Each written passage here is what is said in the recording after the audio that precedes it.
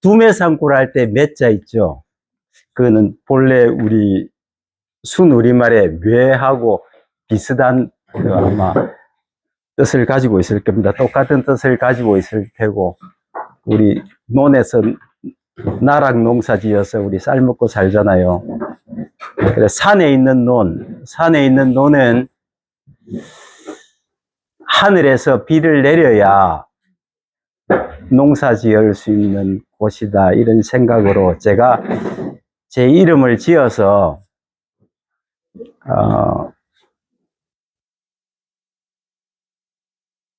한 목사님인데, 제가 60이 넘으니까 자꾸 이름도 까먹고 단어도 까먹고 그래요. 한성수 목사님이라고 순천 하늘 씨앗교회 계시다가 저기 구례에서 지리산 늙은 할머니 산 노고단을 이렇게 바라보고 늘 큰절하고 사셨다는 그 목사님께서 제가 이 이름 하고 싶은데 좀 주실 수 있어요? 물어가지고, 그래서 왜 그 이름을 쓰려 그러느냐 이러니까 제가 하늘하고 동업하려고요. 이렇게 제 인생이 좀 꼬여 있고 잘 풀리는 것 같지 않다, 세상적으로 봤을 때. 그래서 내 인생이 그런 것 같아요 라고 하면서 제가 제 이름을, 다른 이름을 하나를 정해드렸고 그걸 이름으로 주셨어요. 그래서 제가 산에 있는 논, 그 척박한 농지죠, 그걸 제 이름으로 삼았습니다. 그래서 또 그것은 한길이라는 큰 한자잖아요. 우리가 대전할 때 큰 뜻을 갖고 있는데, 하늘의 길, 하늘의 뜻을 좀 따르며 살겠다고 하는 욕심을 낸 그런 이름이기도 합니다. 반갑습니다. 말씀을 전한다, 이건 제가 잘 못합니다. 그래서 오늘 올 때에 제가 사실은 작년 여름에 우리가 만났죠. 몇 분을 만났고 올라와 달라는 말씀을 전해 들었는데, 제가 자신이 없어서 이런저런 핑계를 대고 거절을 좀 했어요. 그러다가 몇 번 우리 그 웅주님께서 말씀도 하시고 해서 제가 그러면 추운 날 가겠습니다 했는데, 드디어 미루지 못할 만큼 딱 날짜를 정해서 주시더라고요. 그래서 왔는데, 올 때 제가 어떤 마음으로 왔느냐 하면, 여러분들의 삶의 이야기를 들으러 왔습니다. 그래서 저 혼자 이야기하는 시간이 아니고 함께 이야기를 나누는 시간이 되지 않을까 싶습니다. 그런데 제가 이 교회에 돌아가는 예배의 형태를 잘 몰라요. 그러니까 이제 나중에 취조하는 시간이 있다더라고요. 그래서 제가 그때도 듣기도 하겠지만, 제가 살아가는 삶에 대해서 간증 이런 말을 별로 또 좋아하지도 않고요. 믿음 이런 이야기도 별로 그렇게 썩 좋아하지도 않고, 기도 이런 이야기도 별로 좋아하지 않아요, 저는. 그냥 현실에 발붙이고 사니까 우리 삶의 이야기를 하는 걸 굉장히 좋아라 하는데, 그래서 여러분들의 삶의 이야기를 통해서 올 한 해를, 또 남은 제 인생을 살아가는데 큰 자양분을 얻어갔으면 좋겠다 하는 마음으로 왔습니다. 그래서 혹시 여러분들의 신앙의 용어, 삶의 용어와 단어와, 그러니까 성경적인 이야기 되겠죠? 그 이야기와 제 이야기가 좀 다르게 느껴져도, 개념은 좀 달라도, 아니면 단어가 좀 달라도 널리 양해하고 들어주시면 고맙겠다는 말씀 먼저 드립니다. 그리고 딱 지금 뭔지 모르겠지만 딱 이렇게 찍고 있으니까 약간 떨리기도 하고 그렇습니다. 먼저 감사한 것은 두 가지를 좀 말씀드리고 싶어요. 처음에 들어왔는데 굉장히 따뜻해지는 기분이었어요. 이 공간이 주는 어떤 특별함이 저에게 있었습니다. 굉장히 따뜻해지고 차분해지고 포근해진다는 느낌, 그게 있어서 참 좋았다, 이런 말씀을 드리고 싶고요. 그 다음에 제가 아까 보니까 류진이 노래를 부르시는데, 와, TV나 이런 데서 보면 OST 나오잖아요. 그런 느낌이어서, 감동이 막 됐습니다. 고맙습니다. 혹시, 그렇습니까? 저도 잠깐 TV 자주 나옵니다. 혹시 따님이세요? 네, 제가 작가님. 그렇죠. 엄마의 그 가수 인생을 망친. 제가 그렇게 들었습니다. 오늘 본문 이 말씀은 숱하게 들었을 겁니다. 목사님이시죠? 네. 이 본문 가지고 설교하셨습니까? 어제도 했어요. 그러세요. 그래서 어떤 이야기들이 어떻게 요 설교를 가지고 이 내용을 가지고 이야기하는지 좀 다르겠지만 크게는 두 가지로 나눠지는 것 같아요. 어떤 부류인지 한번 제가 분석을 해볼 테니까 한번 들어보시고 이 목사님은 어떤 말씀을 하셨는지 생각해 보시면 좋을 것 같아요. 저는 어릴 때 엄마 뱃속부터 교회를 다녔었는데 장로교 중에서도 아주 완고하다는 고신측에서 이렇게 자랐습니다. 그런데 그때 목사님들 이 이야기를 하면서 선한 사마리아인 이야기를 되게 많이 했습니다. 그래서 초점이 누가 강도 만난 자의 이웃이 되어줬냐 여기에 초점이 되게 많았습니다. 그래서 니도 그렇게 살라는 그런 이야기들을 많이 하셨죠. 또 다른 하나는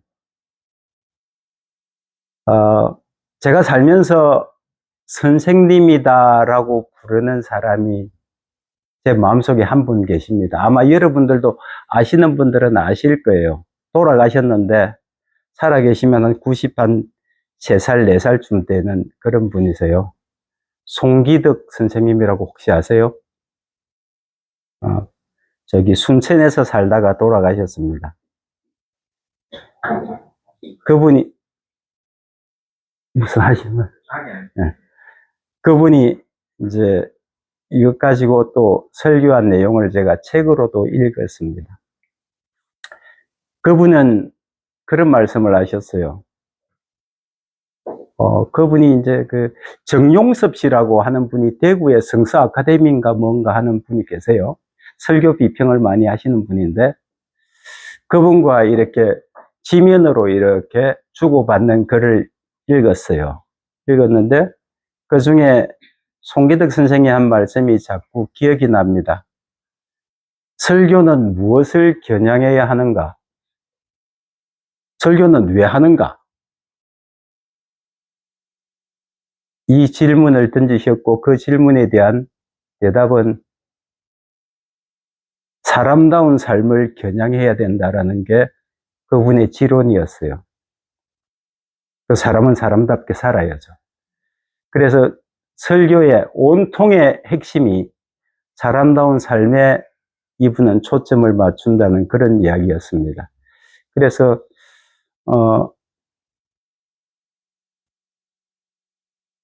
이 선한 사마리아인이라고 부르는 강도 만난 자의 이웃이라고 부르는 이 사람에 대해서 이 사람이 사람다운 사람이 되게 한 그 강도 만난 자, 그가 곧 사람다운 삶을 살 수 있는, 사람다움을 실천할 수 있는 기회를 제공했다라는 또 다른 시각에서 설교를 하였습니다. 혹시 이런 설교도 들어보신 적 있으세요? 내용으로? 들어보지는 못하셨어요? 없는 걸로 하겠습니다. 어쨌든 초점을 어디에 맞추어 이야기하느냐에 따라서 많이 달라진다고 생각해요. 그래서 지금 본문에 나오는데 그 당시는 한 2000년 전쯤 됐다고 생각하면 이게 어차피 비유를 일러서 말씀하신 거니까 당시를 생각해 보면 이제 이스라엘은 그 로마의 식민지였지 않습니까? 로마의 식민지였고, 그 예루살렘은 종교의 중심지였고, 여리고는 또 중심지에서 좀 외곽, 여기로 치면 강남이나 분당쯤, 뭐 성남의 분당쯤 되는 데서 이 광주로 내려왔는지도 모르겠습니다. 그러다가 이제 강도를 만나서 그만 죽게 됐는데, 제사장도 지나가고 레위인도 지나가고 사마리아 사람도 지나가는데, 사마리아 사람을 그 당시는 좀 사람으로 이렇게 취급하지 않고 미안해 개돼지로 이렇게 취급하던 저 강아지가 있어. 그런 사람으로 취급받지 못하는 그런 사람도 지나가다가 일어난 이야기. 이 이야기의 초점이 어디에 있을까? 저는 그 병든 자, 그 강도 만난 자, 그 사람으로 통해서 이 사람이 어떤 역할을 하게 된 것, 여기에 조금 초점을 맞추고 있습니다. 그런데 예수에 대해서 조금 다시 생각해보고 넘어가야 될 부분이 있는데, 우리 용인님 성서를 한번 읽어줄 수 있습니까? 잠깐만. 성경을 드릴까? 마테오복음 4장에 예수님께서 시험받은 부분이 있는데, 짧게 요약해서 말씀해 주셔도 됩니다. 시간이 제가 볼 때 12시 한 20분까지는 제가 이야기를 해도 될 것 같은데, 맞습니까? 더 해도 됩니다. 예. 예수님이 광야로 세례 요한으로부터 세례를 받고 광야로 가셔서 마귀의 시험을 받았죠. 세 가지 시험을 받는데, 나는 물질적인 시험,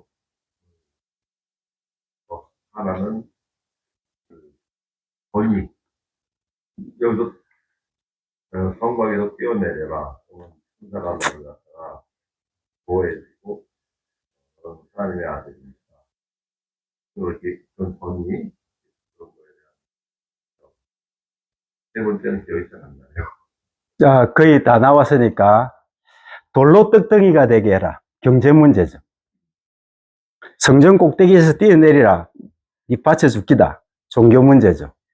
하나는 산 꼭대기에서 니 나한테 절하면 1인지상 만인지 하면 니한테 다 영광을 다 니한테 줄게. 정치 문제죠.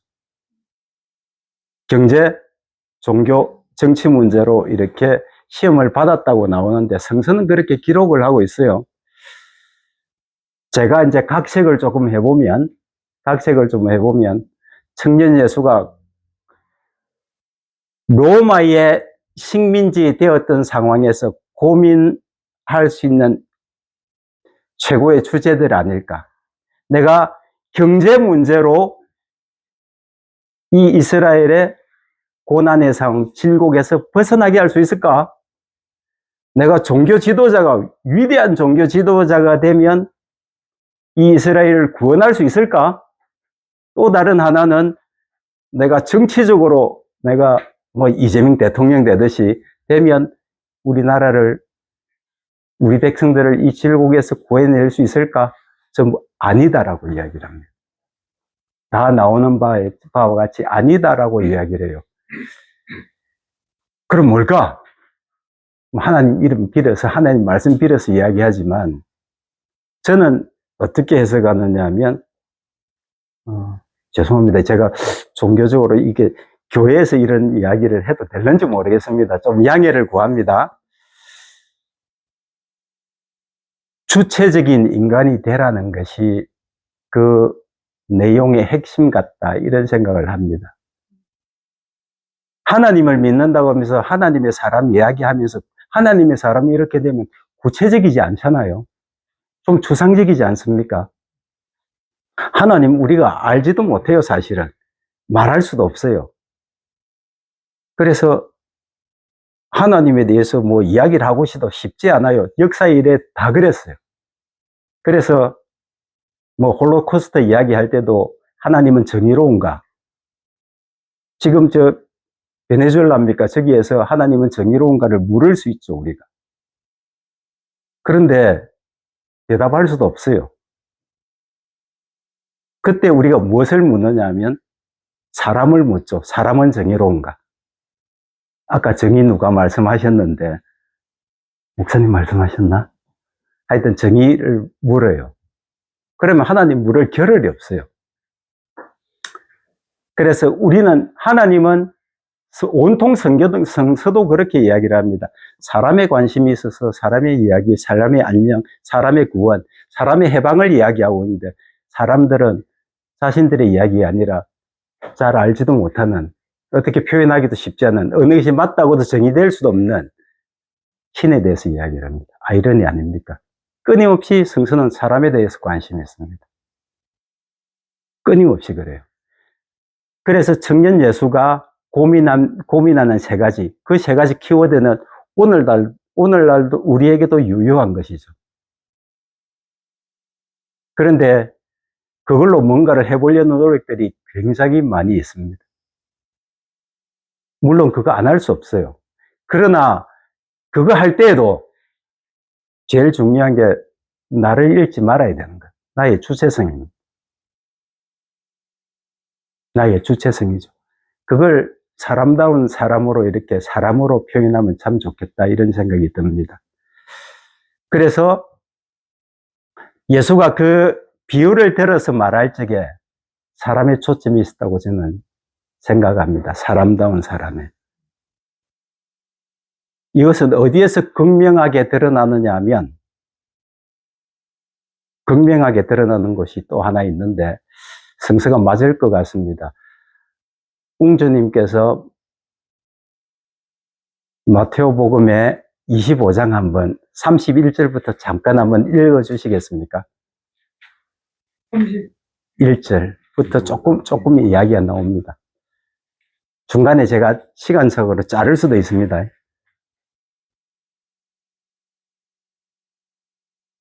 31절에 예. 인자가 자기 영광으로 모든 천사와 함께 올 때 자기 영광의 보좌에 앉으리니 쭉쭉. 모든 민족을 그 앞에 모으고 각각 분별하기를 목자가 양과 염소를 분별하는 것 같이 하여 양은 그 오른편에 염소는 왼편에 두리라. 그때 임금은 그 오른편에 있는 자들에게 이르시되 내 아버지께 복받은 자들이여 나와 창세로부터 너희를 위하여 예비된 나라를 상속하라. 내가 죽을 때에 너희가 먹을 것을 주었고 목마를 때에 마시게 하였고 나그네 되었을 때에 영접하였고 벗었을 때에 옷을 입혔고 병들었을 때에 돌아보았고 옥에 갇혔을 때 와서 보았느니라. 이 의원들이 대답하여 가로되 주여 우리가 어느 때에 주의 죽이신 것을 보고 공개하였으며 목마르신 것을 보고 마시게 하였나이까. 어느 때에 나그네 되신 것을 보고 영접하였으며 벗으신 것을 보고 옷 입혔나이까. 어느 때에 병드신 것이나 옥에 갇히시는 것을 보고 가서 배웠나이까 하리니 임금이 대답하여 가랐을 때 내가 진실로 너희에게 이르노니 너희가 여기 내 형제 중에 지극히 작은 자 하나에게 한 것이 곧 내게 한 것이니라. 여기까지 이렇게 하겠습니다. 여기서도 사람다운 행동을 한 자가 나오고 그걸 받은 자가 나옵니다. 어찌 보면 강도 만난 자가 소자이지 않겠습니까? 여리고로 내려가다가 강도 만나서 거반 죽게 된 자, 굉장히 형편이 어려운 자, 도와준 자는, 이걸 도와준 사람들은 누구라고요? 뭐래요? 사마리아 사람, 또 여기 지금 읽은 데서는 하나님의 오른편에 설 사람들이라고 이야기를 합니다. 결국 영생이나 구원은 하나님의 나라에 산다는 것은 사람다운 사람이 라는 이야기가 성립이 되는 그런 상황입니다. 그런데 우리는 보통 또 이야기를 따르게 하죠. 뭐 그래, 믿음이 구원하는 것이 라고 이야기들을 또 숱하게 우리는 설교를 들어왔습니다. 그래서 믿음과 우리의 삶을 구분짓는 이야기들을 좀 강단에서 많이 들어왔었어요. 근데 믿음과 우리의 삶이 다르냐? 다른가? 생각해보면 그렇지도 않습니다. 그 바울로가 한 이야기를 차용하지 않더라도 내 믿음은 내 삶으로 드러나는 일이죠. 그러지 않겠습니까? 그런데 이제 이런 이야기들은 성서에 있는 이야기, 보통 강단에서 하는 이야기고, 저는 이 이야기를 하고 싶어서 온 게 아닙니다. 제가 여러분들에게 던지는 질문이기도 하고, 여러분들의 이야기를 듣게 될 텐데, 제가 하는 이야기는 제 삶의 이 이야기를 근간으로, 이 성서의 내용을 근간으로 나는 어떻게 살고 있다. 제 이야기를 하러 왔습니다. 그렇다고 제가 잘 사는 건 아닙니다. 제가 만난, 제 삶에서 만난 여리고로 가다가 강도를 만난 사람, 누구였을까? 생각을 많이 해봤습니다. 늘 교회를 다니면서 또 하나님 생각하면서 사람 생각하면서 내 삶의 순간순간에 나는 어떤 사람을 만나고 있을까라는 걸 했는데 사람은 좀 힘들어서 저는 달리 봤어요. 제가 지금 하고 있는 바다를 강도 만난 자라고 이렇게 생각을 하고 살아왔습니다.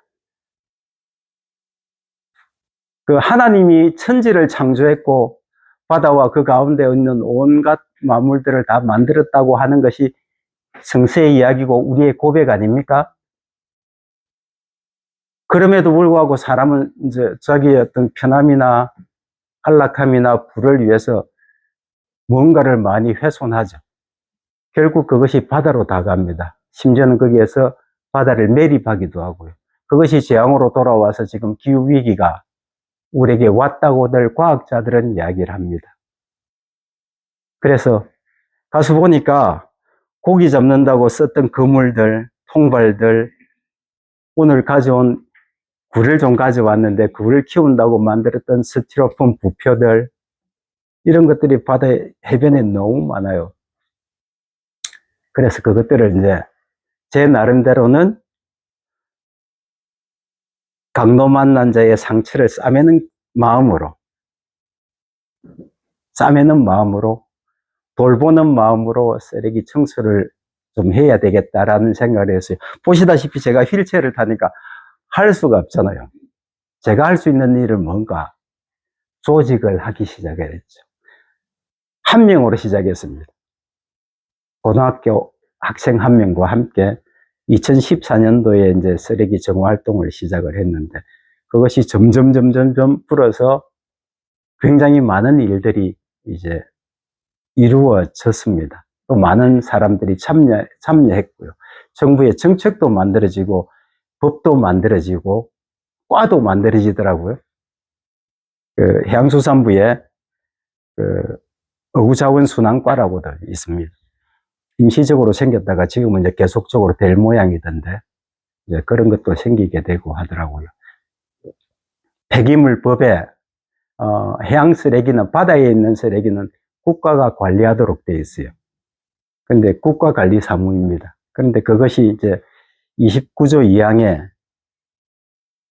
일반 민간인들한테도 이제 참여할 수 있는 길을 열어놓긴 했는데 아직까지 한 번도 제대로 그렇게 하지는 않았습니다. 사문화되어 있긴 해요. 그런 식으로 이렇게 바뀌기 시작하더라고요. 그러면서 거기서 얻는 게 뭐냐면 치우고 또 치우고 또 치우고 또 치우니까 점점 깨끗함을 저희들에게 다시 돌려주더라고요. 바다가 조금씩 회복해가는, 그게 제 마음을 뿌듯하게 하고 기쁘게 하더라고요. 정말로 뿌듯하게 하고 기쁘게 합니다. 봉사활동 오는 사람들이 많이 있어요.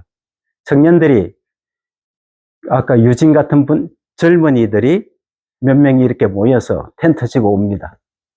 그래서 어디 해변을 청소를 좀 하면 좋을까요? 라고 물어보면 제가 안내를 하죠. 그래서 그 사람들에게 물어봅니다. 하고 나면 어때요? 올 때 마음은 어떻고 하고 나면 어때요? 그러니까 올 때는 불편했는데 깨끗하고 치워지고 나니까 가슴이 아까 제가 들어와서 교회에서 느꼈던 그 감정, 따뜻함을 느낀대요. 만족감도 느끼고 뿌듯하대요. 아, 그렇게 뭔가를 주고 받는 사이에서, 물론 자연이지만 나에게 뭔가를 주는 게 있어요. 나도 그에게 뭔가를 주고, 이 교감을 통해서 우리는 회복되는 거죠. 그게 제 삶의 현장이고, 이 성서를 삶으로 살아내는 제 나름대로의 어떤 방식입니다. 그것만 있는 것이 아니라, 이걸 좀 더 확장해 보면, 각자 자리에서 만나는 여리고 가다가 만나는 사람들이 있을 거예요. 환경이 있을 거예요. 그 상황이 있을 거예요. 여러분들은 어떻게 교감하고 있는지 제가 궁금합니다. 그런 이야기들을 오늘 조금 나누고 제가 들어갔으면 좋겠어요. 듣고 싶어요. 유진님 같이 노래를 잘하는 분들은 노래로서 그게 충분히 교감이 될 수 있을 것 같아요. 다른 사람에게, 또 나에게. 그러니까 자기 삶의 현장에서 어떻게 살아가느냐, 무엇에 기반해서 성서가 가르쳐준 하나님이 말하고 싶어하는 그 가치를 따라서 살아갈 때에 분명하게 우리에게는 뭔가 다른, 뭔가 새로운 희망이, 뭔가 우리의 연대감이, 하나됨이 나타나지 않을까 이렇게 생각을 합니다. 제가 딱 이야기하고 싶은 시간이 이제 1분밖에 안 남았네요. 이야기할 수 있는 시간이. 그래서 제가 여러분들에게 나중에 종합적으로 듣겠지만 부탁하고 싶은 것은 왜 여기에 모였을까? 오늘 예배하러 왜 모였을까? 예배라는 이름으로, 교회라는 이름으로. 그것들을 조금씩 순간순간 생각했으면 좋겠다. 내 삶의 자리에서. 대체 하나님이라고 하는 게 뭔지, 대체 내 옆에 있는 사람이 뭔지 이것도 좀 생각해보는 그런 삶을 사셨으면 좋겠다. 이 말씀 하나 드리고, 마지막으로 제가 말씀드리고 싶은 것은 여리고로 가다가 강도 만난 사람은 나이기도 합니다. 여러분 자신이기도 합니다. 여러분 자신에게 위로할 줄 알고, 여러분 자신에게 사랑할 줄 알고, 용서할 줄 알고, 격려할 줄 알고, 그런 사람들이 됐으면 좋겠어요. 그래서 좀 더 건강해졌으면 좋겠어요. 좀 더 충분하거든요. 제가 이 내용 오늘 여기에서 보니까 고맙습니다. 얘기했는데 나는 하나님이 그러시는 것 같아요. 욱철아, 네 그대로도 완벽한 인생이야. 휠체어 타도 그렇대요. 잘 살고 있어. 격려하는 것 같아요. 그래서 부끄러워하지 말고 힘들어하지 말고 네게 주어진 인생 네가 잘 살았으면 좋겠다. 그 다음 일은 내 거야. 내일 일은 내 거니까 네 오늘 지금 여기를 잘 살아. 성실하게 살아라. 라고 하는 것이 하나님에게 제게 주시는 말씀인 것 같아요. 이 이야기 어디에 나오냐면 신명기 29장 29절에 나옵니다. 제가 수술을 앞두고 제 마음에 감동이 되었던 그런 말씀이거든요. 감추어진 것은 우리 하나님께 속했고, 드러난 것은 나와 내 자손에게 영구히 속했는데, 이는 그의 말씀을 순종케 하리 함이라고 이야기됐어요. 나는 감추어진 일과 드러난 일. 그래서 지금 내 상황이 휠체어로 타고 이렇게 앉아있는 상황 같으면 여기까지 열심히 그냥 살아가는 거죠. 어느 누구와 비교함 없이. 나는 나로 살아가는 거죠. 그래서 내일 일은 내게 속한 거니까 네가 걱정하지 마. 그게 교만이야. 라는 말씀으로 저는 받았습니다. 그래서 여러분들도 자기 자신과 대화하는 시간, 자기 상황과 마주하는 시간, 이것들을 통해서 하나님을 발견하고 참 사람이 되었으면 좋겠다. 이런 말씀 드리고 싶습니다. 고맙습니다.